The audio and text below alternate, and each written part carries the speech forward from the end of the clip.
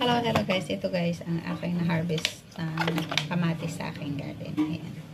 Titikman natin guys, kasi sabi ng aking amo, pag anim daw yung dito niya, kasi ito tag-anim, matamis daw. Kaya titikman natin siya guys ng ganito. Ganyan, bagnas, masarap siya.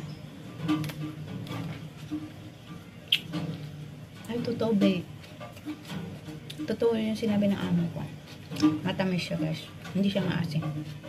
Pag-anim daw yung ano niya, yung ganito.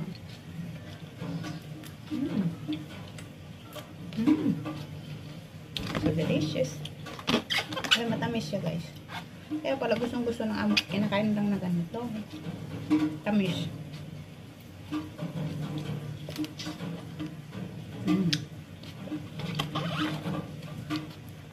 Sinupot ko ito guys, kaya ang kikinis ng kanyang balat. Diba? Ang sarap. Ang sarap tamis.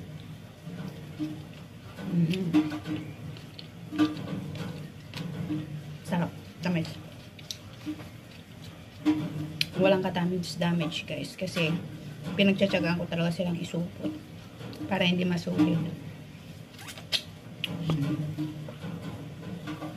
Yummy.